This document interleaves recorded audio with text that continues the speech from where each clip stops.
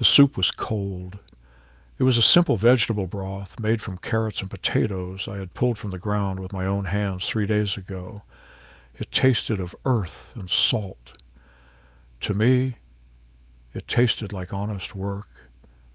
To the two people sitting across from me at the scarred oak table, I imagined it tasted like failure.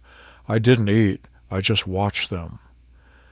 The dining room of the farmhouse was drafty. The wind from the north was picking up, whistling through the gaps in the window frames I had been meaning to caulk since November. The air smelled of wood smoke from the cast-iron stove in the corner and the faint, underlying scent of wet wool and mud that permeated every inch of this house. It was a smell I loved. It was the smell of living. But today it was overpowered by the scent of desperation. And Chanel number 5.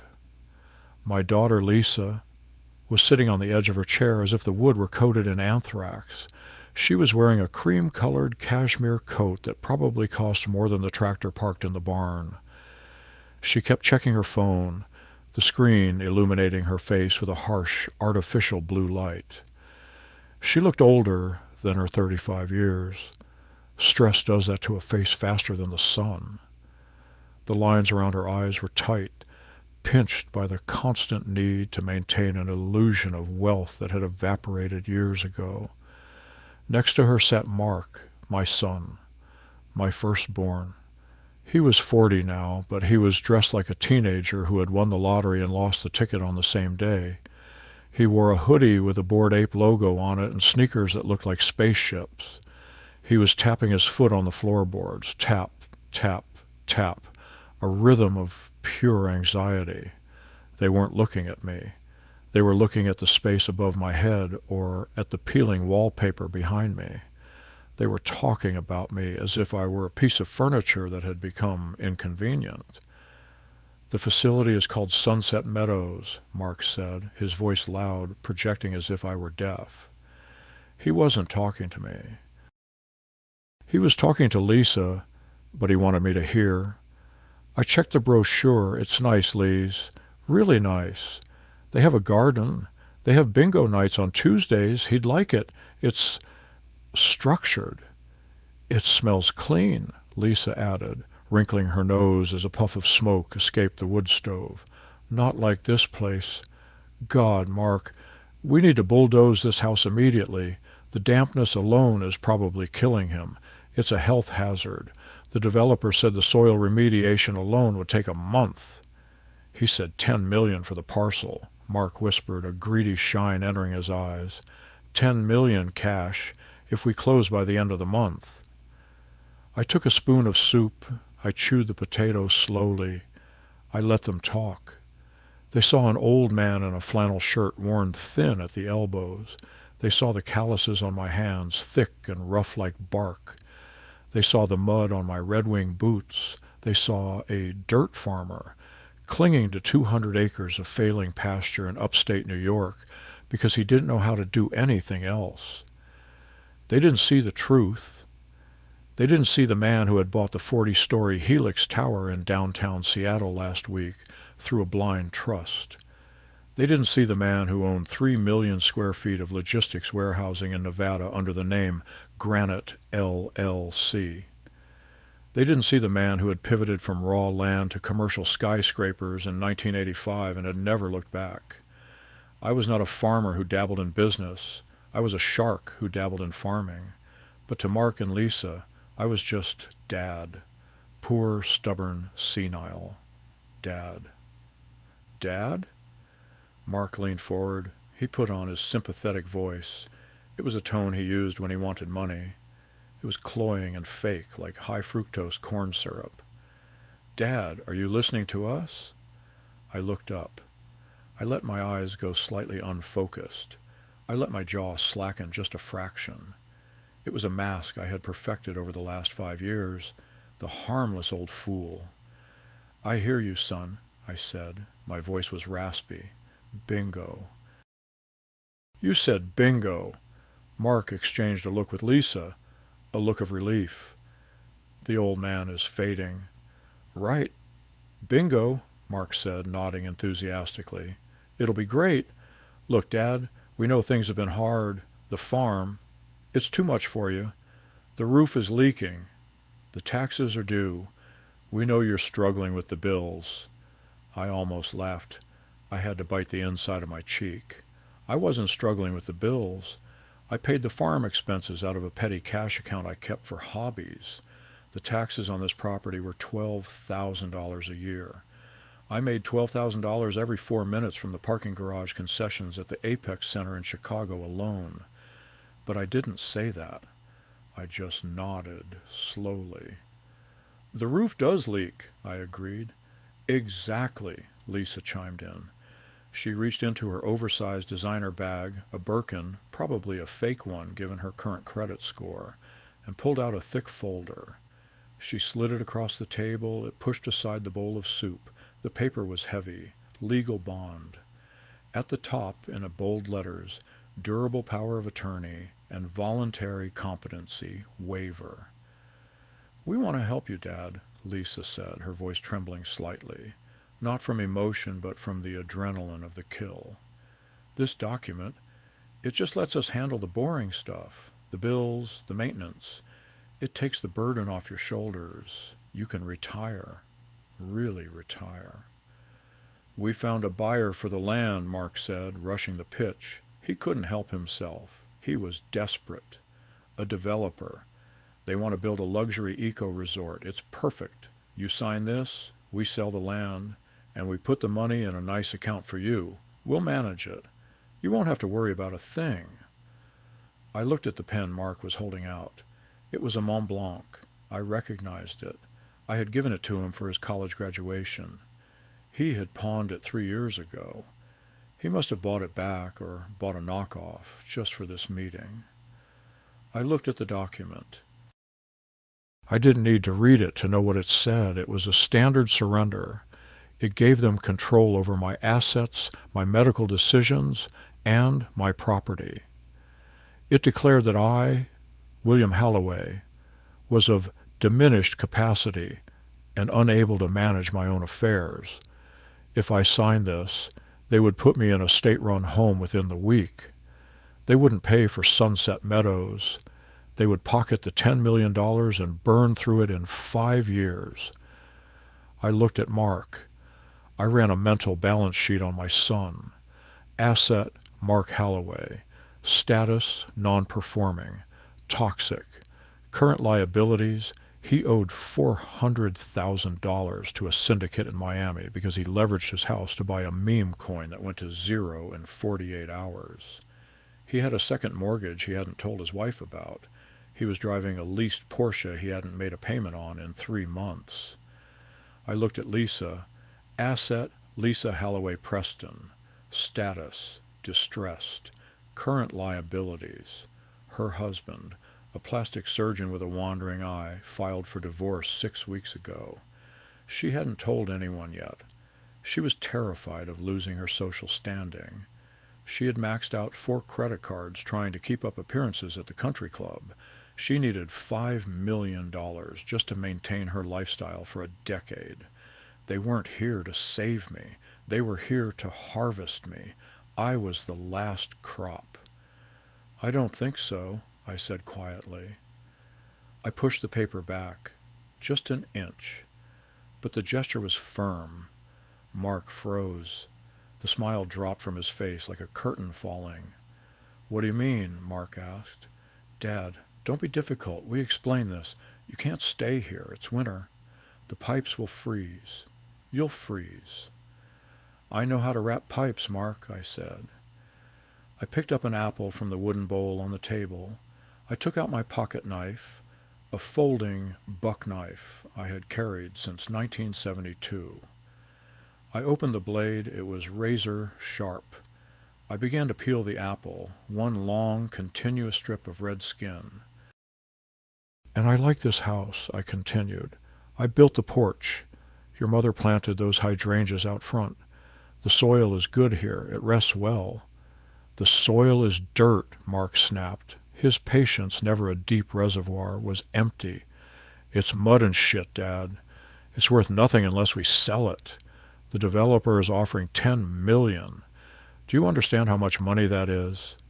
It's a lot of money, I said calmly, slicing a piece of apple. I popped it into my mouth. It was crisp, tart. For someone who needs it. We all need it, Lisa cried out. The mask of the caring daughter slipped. Her face twisted into something ugly and sharp. Dad, look at you. You're living like a pauper. You wear the same clothes every day. You drive a truck that barely starts. You're embarrassing us. Embarrassing you? I chewed slowly. By living on my own land? By paying my own way? You're not paying your way. Mark slammed his hand on the table. The soup bowl jumped. You're sitting on a gold mine and starving. It's selfish. It's senile. That's what it is. You're not thinking clearly anymore. You're hoarding land like a dragon hoarding gold, but you're too stupid to spend it. Mark, I said. I didn't raise my voice. I kept it low, vibrating with the rumble of heavy machinery. Watch your tone. No. Mark stood up. He paced the room, his expensive sneakers squeaking on the hardwood. I'm done with the tone. I'm done asking. We have debts, Dad, real debts. I have investment opportunities that are expiring. Lisa has legal fees. We need this liquidity event. Liquidity event, I repeated. Is that what I am to you? A liquidity event. You're our father, Lisa sobbed, trying to regain the emotional high ground. You're supposed to help us. You're supposed to want us to be happy. But you just care about this dump. She gestured wildly at the room. I care about what is real, I said. This wood is real. That land out there is real. Your investments, Mark? Your status, Lisa? Those are vapors. They are clouds. And clouds blow away when the wind changes. Mark leaned over the table. His face was red. He smelled of nervous sweat and fear.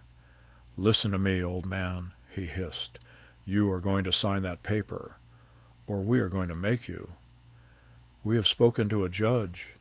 We have testimony from your neighbors about how you wander the fields at night, about how you talk to the cows. We can have you declared incompetent in 48 hours. We can lock you away in a state facility where the soup is cold every day and no one comes to visit. He pointed a finger at my face. Sign the paper. I looked at his finger.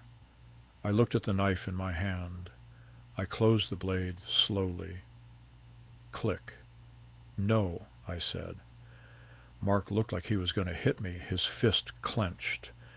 Then we heard the sound of gravel crunching outside, the roar of an engine, a finely tuned, German-engineered V8 engine, not a truck. Headlights swept across the window, cutting through the gloom of the dining room. Finally, Mark exhaled, stepping back. A smug, vicious grin spread across his face. We thought you might be stubborn, so we brought the heavy artillery. Who is that? I asked, though I didn't look out the window.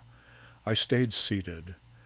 That, Lisa said, wiping her eyes and fixing her hair, is Mr. Sterling, Simon Sterling.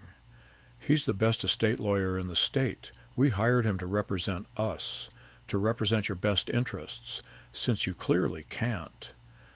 He's a shark, Dad, Mark gloated. He eats people like you for breakfast. He's going to explain the legal reality of your situation. He's going to explain that you don't have a choice. I heard the car door slam. Heavy footsteps on the porch stairs. I knew the name Simon Sterling. I knew it very well. The front door opened without a knock. The wind blew in, scattering the papers on the table. A man stepped into the entryway. He was tall, impeccably dressed in a charcoal three-piece suit that cost more than Mark's car. He carried a leather briefcase. He had the face of a Roman senator and the eyes of an executioner. He brushed the dust of the farm off his shoulder with a look of disdain. Mr. Sterling, Mark rushed forward, shaking the man's hand. Thank you for coming. He's refusing. He's being difficult, just like we said. Sterling didn't smile. He looked at Mark, then at Lisa. He assessed the room. He saw the poverty. He saw the peeling paint. He saw the stubborn old man sitting at the table in a flannel shirt. "Refusal is common in these stages of decline," Sterling said. His voice was a rich baritone, smooth and practiced. "It's a defense mechanism, fear of loss of control." He walked toward the table. He set his briefcase down. He opened it and pulled out a file. "Mr. Halloway," Sterling said, addressing me without making eye contact, looking at his papers. "My name is Simon Sterling. I represent your children in their petition for emergency guardianship. I have reviewed the financials of this farm and the reports on your cognitive state. The court is prepared to grant an immediate injunction freezing your assets, what little there are, unless you cooperate voluntarily." He looked up. He prepared to deliver his rehearsed intimidation glare, the look that made CEOs crumble. He looked at me. I looked at him. I was leaning back in my chair, peeling another slice of apple. I held the knife loosely. The silence that followed lasted 3 seconds. In the first second, Sterling looked confused. In the second second, his eyes widened, the pupils dilating in sheer recognition. In the third second, all the blood drained from his face. "Mr. Halloway," Sterling whispered. His voice wasn't smooth anymore. It was a strangled croak. Mark didn't notice. "Yes, Bill Halloway. That's him. Don't let him fool you. He plays the quiet old man act, but he's—" Sterling dropped his briefcase. It hit the floor with a loud thud. Papers spilled out. He didn't bend down to pick them up. He backed away, stumbling slightly against a chair. "Sir," Sterling stammered. He looked terrified. He looked like a man who had walked into a lion's den thinking it was a petting zoo. I didn't know. The name Halloway, it's common. I didn't make the connection." "Make the connection?" Lisa asked, frowning. "Mr. Sterling, what is wrong? Why are you looking at my father like that?" Sterling ignored her. He was staring at me. He was sweating. "Mr. Halloway," Sterling said, his voice trembling, Is this your property?" I took a bite of the apple. I chewed. I swallowed. "Hello, Simon," I said. My voice was calm, but it filled the room. "I see you made partner. I remember when you were an intern fetching coffee on the 30th floor." Mark looked between us. "Wait, you know him?" "Dad, how do you know a high-powered Manhattan lawyer?" Sterling turned to Mark. He looked at Mark as if Mark were a bomb that was about to explode and kill them all. "You didn't tell me," Sterling hissed at Mark. "You said he was a farmer. You said he was a nobody." "He is," Mark yelled. "He's a broke dirt farmer." "You idiot," Sterling whispered. He turned back to me, bowing his head, his posture shifting from predator to prey. "Mr. Halloway owns the firm," Sterling said. "He owns the building the firm is in. He owns the building next to the firm." Sterling swallowed hard.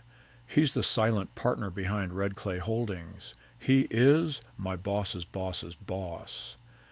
Mark's mouth fell open. Lisa dropped her phone. I stood up slowly. I wiped the apple juice from the blade of my knife onto my jeans. "Sit down, Simon," I said. "We have a lot to discuss. And Mark? Pick up Mr. Sterling's briefcase. You look like you need a job." Mark stood there, holding the leather briefcase with a grip so tight his knuckles were white. He looked like a man trying to solve a calculus equation using only the alphabet. He looked at Sterling, who was wiping sweat from his forehead with a silk handkerchief. Then he looked at me. "Owns the firm?" Mark laughed.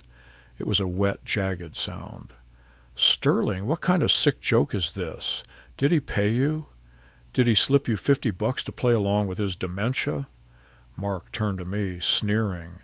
"Nice try, Dad. Really. I almost bought it. But look at you. You're wearing a shirt with a hole in the collar. You drive a Ford F-150 that smells like wet dog. You're not a mogul. You're a farmer." "Mr. Halloway," Sterling said, his voice regaining some professional composure, though his eyes remained fixed on the floor, "I apologize profusely. When the client intake came in, Mark Halloway versus William Halloway, I assumed it was a standard probate dispute. I did not run a conflict check against the parent holding company. That is my error. A terminal error, I suspect." "Stop talking to him like he's your boss," Lisa shrieked. She grabbed Sterling's arm.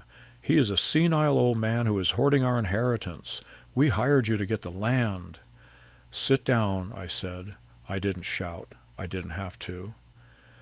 The command carried the weight of 50 years of boardroom dominance.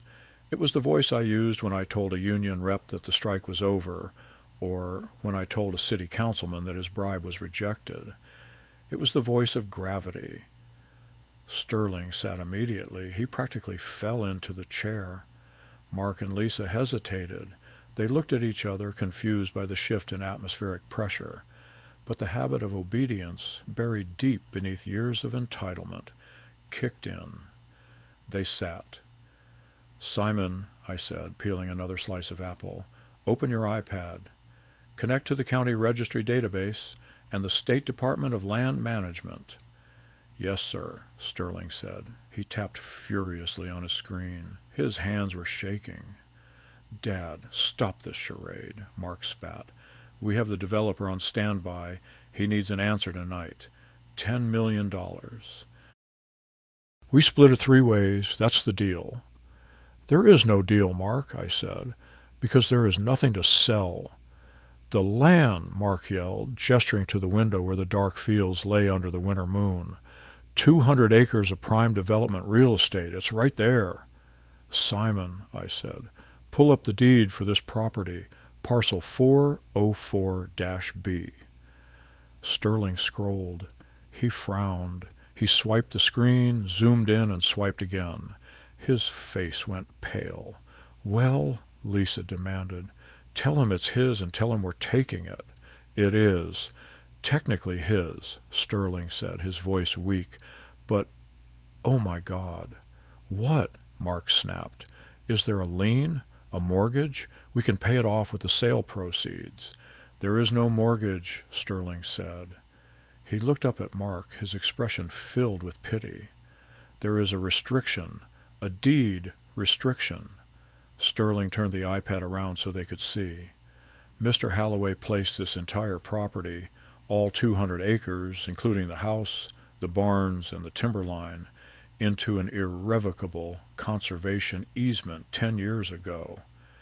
"English!" Lisa screamed. "You speak English!" "He gave the development rights to the State Nature Trust," Sterling explained, "in perpetuity. This land can never be subdivided. It can never be paved. It can never be built upon.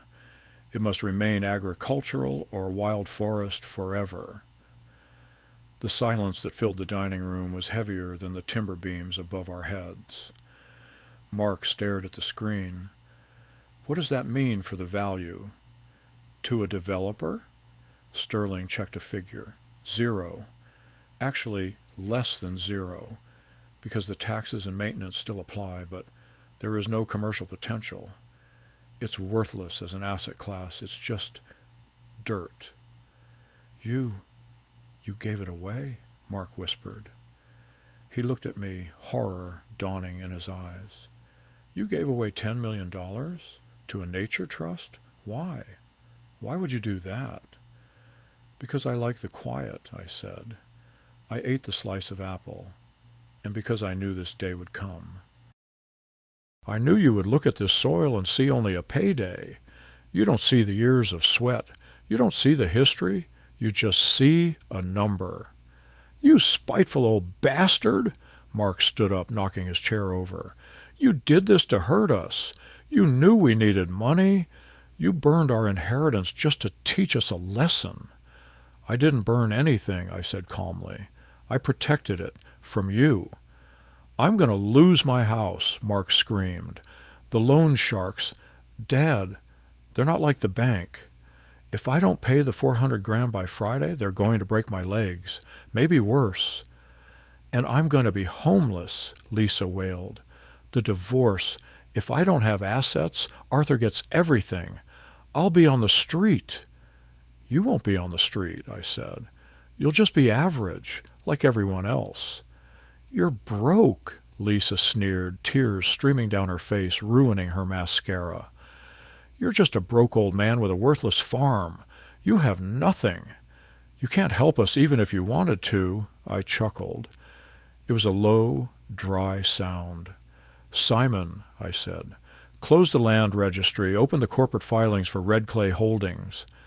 Sterling's fingers flew across the glass. Yes, sir. Opened. Search for the asset list, I said. Start with Seattle. Sterling read from the screen. Helix Tower, 4th Avenue, Class A, commercial office space, 40 stories, 100% occupancy. Who owns that? I asked. Red Clay Holdings, Sterling said. And who is the sole signatory and beneficiary of Red Clay Holdings? Sterling tapped a file. He swallowed hard. William R. Halloway. Mark stopped screaming. He stood frozen, his mouth half open. The Helix Tower? Mark whispered. That's a landmark. Simon, I continued. Check the Chicago portfolio. Look for Granite LLC. Apex Center Parking and Logistics, Sterling read. 3 million square feet. Commercial leases to Amazon, FedEx, and Apex Global Crypto. Mark's knees gave out. He grabbed the edge of the table. Apex Global, Mark choked. That's where I work. That's my firm. Your firm rents the 41st floor, I corrected him. I own the floor. I own the ceiling. I own the elevator you ride up every morning. I own the concrete you park your leased Porsche on. You've been paying rent to me for 5 years, Mark. You just didn't know it because you never look at the fine print. I turned to Lisa. And you, my dear, the Belle Epoque boutique where you buy your clothes? The one in the West Side Mall? Lisa stared at me, trembling. I own the ground lease for the mall, I said. Every time you swipe that credit card you can't pay off, a fraction of a cent travels through a dozen banks and ends up in my trust. I stood up. I walked over to the window and looked out at the dark fields. You call me a dirt farmer, I said softly. You mock my boots. You mock my truck. You think wealth is noise. You think it's flash. You think it's a Lamborghini and a bottle of champagne. I turned back to face them. Wealth is quiet, I said. Wealth is the land that cannot be taken. And wealth is the concrete that generates cash flow while you sleep. I have both. You have neither. Dad, Mark whispered. He fell to his knees. It was pathetic. Dad, please, if you have all that, if you have millions, help me. Please, just 400,000. It's nothing to you. It's a rounding error. It's not the money, Mark, I said. It's the principle. I'm your son, he cried, crawling toward me. I made a mistake. I gambled. I'm sorry. I paid for your college, I said. I paid for your wedding. I paid for your first business, which you crashed in 6 months because you didn't want to work weekends. I gave you the seed. You refused to plant it. You just wanted to eat the fruit. Dad, please, Lisa joined in, grabbing my hand. Her grip was cold and clammy. I'll change. I'll handle your accounts. I can be your assistant. Just don't let me be poor. I can't be poor. I don't know how. I looked at them. My children. I remembered teaching Mark how to fish in the creek. I remembered showing Lisa how to plant tomatoes. I remembered the moment they stopped caring about the dirt and started caring about what the dirt could buy them.